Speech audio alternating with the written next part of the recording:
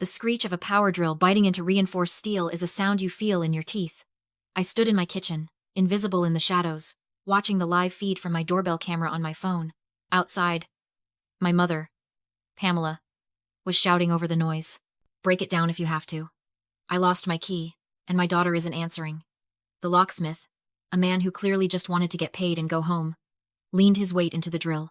My $5,000 smart lock, designed to withstand battering rams and hackers, was being destroyed by sheer, brute entitlement. I didn't scream. I didn't bang on the window to stop them. I just pressed record. Before I tell you what happened when that door finally swung open and who was waiting on the other side, drop a comment below. What is the most audacious thing a family member has ever tried to take from you?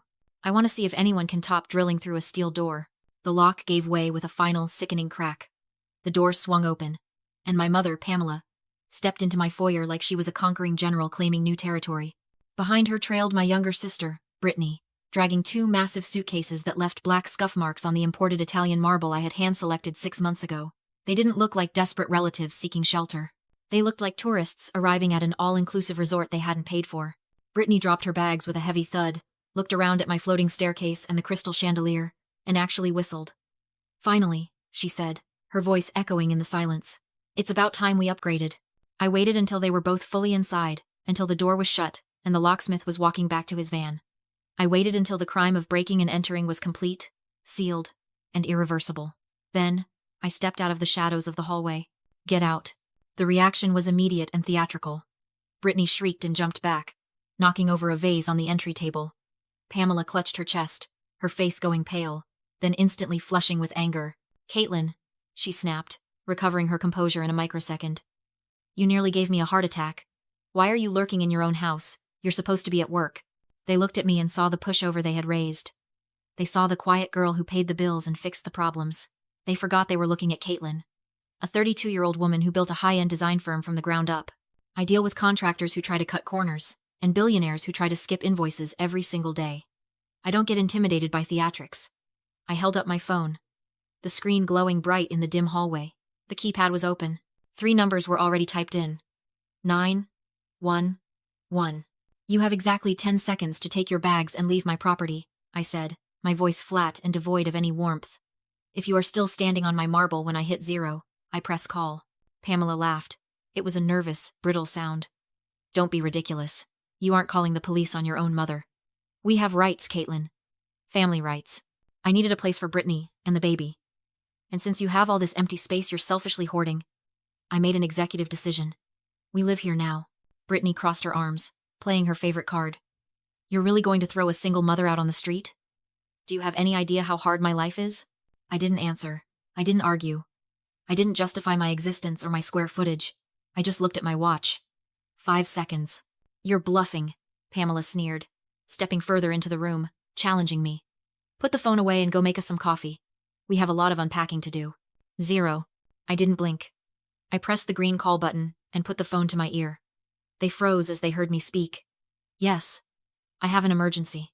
I have 2 intruders in my home who have broken through my front door. They are refusing to leave." The color drained from Brittany's face. She grabbed her mother's arm. "Mom, she actually did it," she called them. Pamela looked at me with a mixture of shock and pure, unadulterated hatred. "You little witch," she hissed. "Hang up. Hang up right now." I walked past them to the kitchen island and poured myself a glass of water. I didn't look at them again until the blue and red lights washed over the living room walls. The police were here, and for the first time in my life, I wasn't the one who was going to be afraid. You might be wondering how we got here, how my mother ended up in handcuffs on my front porch, screaming about betrayal. They didn't break in with a crowbar the first time. They broke in with a sob story. 48 hours earlier, I was sitting across from Pamela in a coffee shop downtown. She looked small, fragile, a performance she had perfected over decades. She clutched her chest, her hand trembling just enough to rattle the spoon against her saucer. "It's my heart, Caitlin," she whispered, her eyes wide and watery. "The doctor says it could happen any moment. A palpitation. A stroke.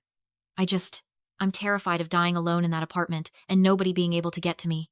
It was a masterclass in manipulation. She wasn't asking for money this time. She was asking for access. She wanted a key to my house, my sanctuary, under the guise of emergency medical necessity.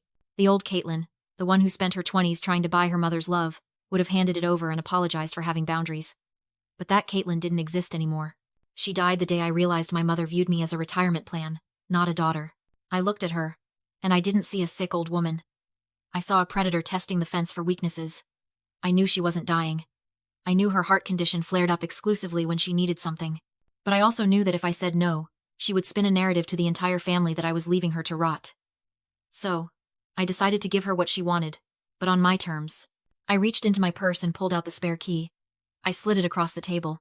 Her hand snatched it up with a speed that miraculously defied her trembling condition. But before she could pocket it, I pulled out my phone. "I'm sending you a text right now, Mom," I said, my voice steady. I typed it out in front of her. "You have the key for emergency medical access only. You and Brittany can stay for exactly 48 hours to help you settle your nerves. Not a minute more." I hit send. Her phone buzzed on the table. She glanced at it, dismissed it with a wave of her hand, and smiled. "Of course, honey. Whatever you say." She double-tapped the message, adding a little heart reaction. She thought she was just placating me. She didn't realize she had just signed a binding contract. Here is the thing about generosity that nobody tells you.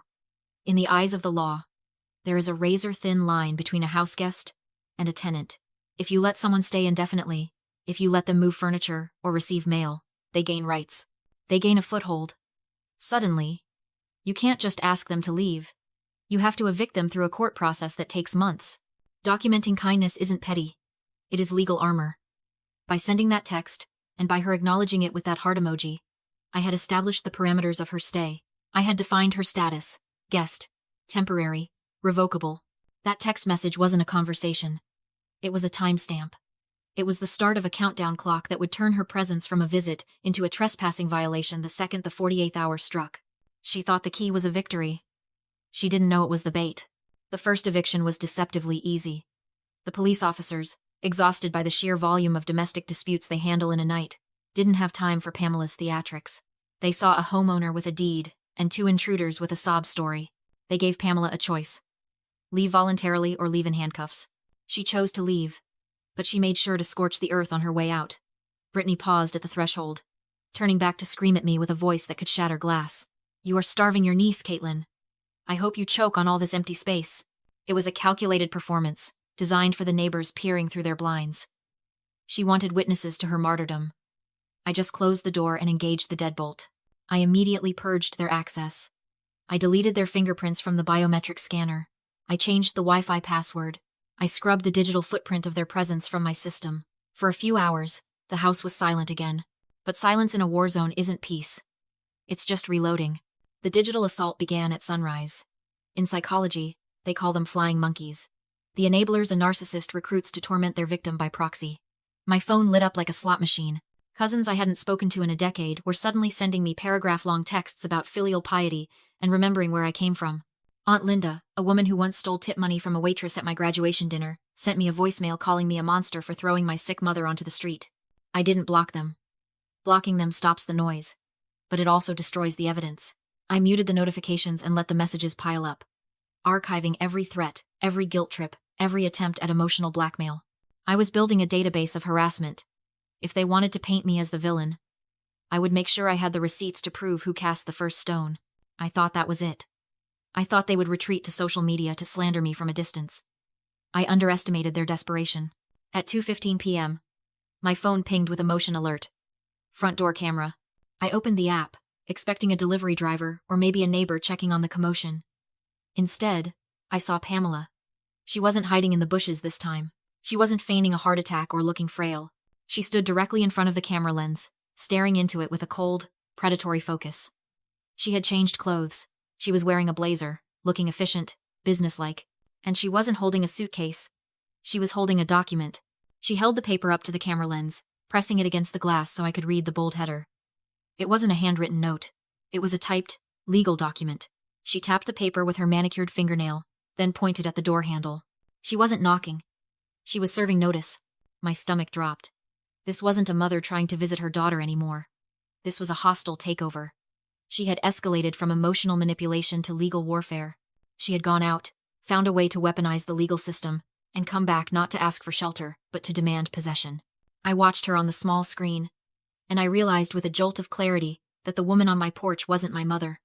She was a squatter with a plan. And she had just brought a grenade to a knife fight. The second time the police arrived, the sirens didn't wail. They just flashed. A silent, strobe light announcement to the entire neighborhood that the drama at house number 42 was far from over. I watched from the hallway as the same two officers walked up the driveway. They looked annoyed now. They looked like people who had real crimes to solve and were tired of babysitting a family feud. I opened the door before they could knock. But this time, Pamela didn't scream. She didn't cry. She stood next to the officer, radiating a terrifying calmness. She looked at me, and then she handed the officer a folder. "Officer," she said, her voice smooth and practiced. "My daughter is confused. I didn't break in. I live here, and I have the lease to prove it." The officer opened the folder. He pulled out a document. I could see it from where I stood, a standard residential lease agreement. Signed. Dated 3 months ago. It listed Pamela and Brittany as tenants with a lifetime occupancy clause for the rent of $1 a month. "That's a forgery," I said flatly. "I never signed it." Pamela didn't blink. She handed the officer her updated driver's license, address matching the lease. His posture changed. "Ma'am," he told me, "with a lease and valid ID, this is a civil dispute, not trespassing." "It's fake," I snapped. "She forged my signature and changed her ID to claim residency." He shook his head. "I can't verify that here. A judge decides forgery. But if you block entry, you risk illegal eviction. Standing in the house I bought. The law was telling me to let my mother armed with lies move in." Pamela smiled like she'd conquered me. "Well, Caitlin," she taunted, "let us in, or go to jail." Before the officer acted, I pulled out a single folded page. "You need to check the zoning classification." He scanned it. "Commercial? Commercial showroom," I confirmed. "Owned by Caitlin Interiors. No one lives here. That lease claims it's a residence legally impossible," Pamela sputtered. "It has a kitchen and bedrooms. It's a showroom," I said. "Like IKEA. You don't get to move in because you printed paperwork." I turned back to the officer. "This isn't landlord-tenant. It's commercial burglary and fraud." The shift was immediate. The officer radioed backup. "Ma'am," he barked at Pamela. "Put the bags down." She shrieked she had rights, waving the fake lease. Brittany tried to slip away. Both were cuffed. Pamela screamed threats as she was led to the patrol car. "I called the IRS. They'll audit you into dust." I smiled. "My books are clean. Can you say the same about that forged lease?" The squad car rolled away, and silence returned solid, earned silence. I deleted every family contact in my phone. I ordered cleaners, a new steel door, a biometric lock. For 30 years I hid behind walls. Tonight, I learned the difference between walls and boundaries. I didn't feel guilty. I felt protected. And free. If you've ever become the villain to survive your family, stay tuned. You're not alone.